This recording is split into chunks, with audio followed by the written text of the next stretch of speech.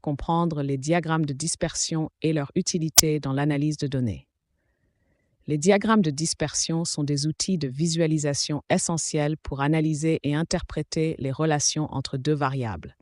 Grâce à leur capacité à représenter des données de manière claire et informative, ils facilitent la détection de tendances, de corrélations et d'anomalies. Cet article explore la définition, l'importance, la création, l'interprétation et les applications des diagrammes de dispersion dans divers domaines. Comprendre les diagrammes de dispersion et leur utilité dans l'analyse de données. Les diagrammes de dispersion, ou scatter plots en anglais, sont des graphiques utilisés pour montrer la relation entre deux variables.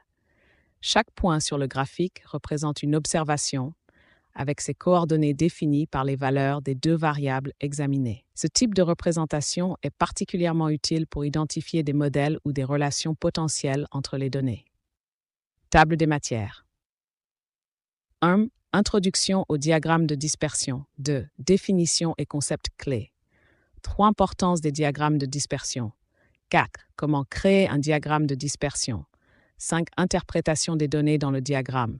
6. Exemples pratiques de diagrammes de dispersion. 7. Application dans divers domaines. 8. Erreurs courantes à éviter. 9. Conclusion. Introduction au diagramme de dispersion. Les diagrammes de dispersion sont fondamentaux dans l'analyse de données, car ils permettent de visualiser rapidement les relations entre deux variables. Par exemple, on peut facilement repérer une tendance croissante ou décroissante, ou identifier des cas atypiques qui pourraient nécessiter une attention particulière. En somme, ils offrent un aperçu visuel qui enrichit notre compréhension des dynamiques sous-jacentes dans les ensembles de données. Définition et concepts clés. Un diagramme de dispersion se compose d'un axe horizontal, X, et d'un axe vertical, Y. L'axe X est souvent utilisé pour représenter la variable indépendante, tandis que l'axe Y représente la variable dépendante. Chaque point sur le graphique correspond à une combinaison de valeurs pour ces deux variables. Les tendances peuvent être linéaires, indiquant une relation proportionnelle, ou non linéaires, qui peuvent signifier une relation plus complexe. La connaissance de ces concepts de base est essentielle pour tirer des conclusions pertinentes à partir des données. Importance des diagrammes de dispersion. L'importance des diagrammes de dispersion réside dans leur capacité à rendre les relations entre les variables facilement compréhensibles.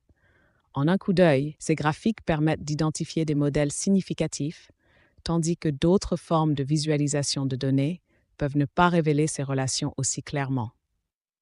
De plus, les diagrammes de dispersion sont utiles pour évaluer la force de la corrélation entre deux variables, ce qui peut être crucial dans des domaines comme l'éducation, la santé publique et le commerce. Comment créer un diagramme de dispersion? Pour créer un diagramme de dispersion, commencez par rassembler les données pertinentes. Utilisez des outils statistiques comme Excel ou R pour saisir les valeurs des deux variables. Une fois les données en place, sélectionnez l'option de création de graphiques de dispersion. Personnalisez les axes et les titres pour permettre une meilleure interprétation. Pour une analyse plus approfondie, envisagez d'ajouter une ligne de tendance qui aide à visualiser la direction générale des points de données. Interprétation des données dans le diagramme. L'interprétation des données sur un diagramme de dispersion implique plusieurs étapes. D'abord, identifier les tendances en examinant la distribution des points.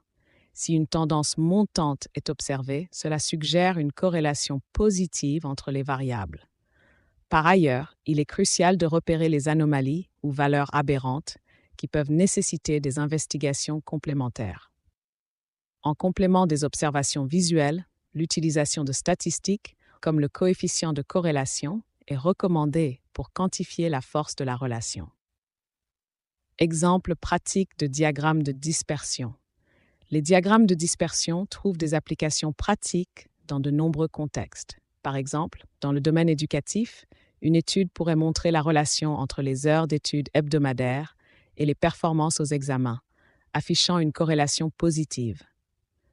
Dans le secteur de la santé, on pourrait analyser la relation entre l'IMC et le niveau d'activité physique, permettant ainsi de déterminer des tendances qui, d'une manière ou d'une autre, influencent le bien-être général. Application dans divers domaines. Les diagrammes de dispersion sont utilisés dans plusieurs secteurs. En éducation, ils aident à comprendre l'impact des méthodes d'enseignement sur les résultats académiques. Dans le secteur de la santé publique, ils permettent d'établir des liens entre les comportements de santé et les maladies, soutenant les efforts de prévention. En commerce, ces outils peuvent montrer comment la satisfaction des clients est liée aux performances de vente, influençant ainsi les stratégies commerciales. Erreurs courantes à éviter.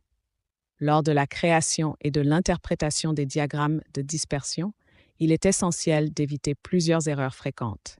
Une documentation inadéquate des axes peut prêter à confusion. De même, l'utilisation de points trop superposés sans transparence peut nuire à la clarté des données. Enfin, il est crucial de ne pas confondre corrélation et causalité, car cela peut entraîner des conclusions erronées et de fausses interprétations des relations. Conclusion. En somme, les diagrammes de dispersion sont des outils puissants pour l'analyse de données. Ils permettent non seulement une visualisation claire des relations entre deux variables, mais ils facilitent également une analyse approfondie et critique des données. En maîtrisant la création et l'interprétation de ces graphiques, les chercheurs, les professionnels et les étudiants peuvent améliorer leur compréhension des dynamiques complexes des données, ce qui est bénéfique dans un large éventail de disciplines. Les erreurs à éviter dans l'utilisation de ces outils sont tout aussi importantes que les leçons à tirer de leurs résultats, soulignant la nécessité d'une approche précise et réfléchie à l'analyse des données.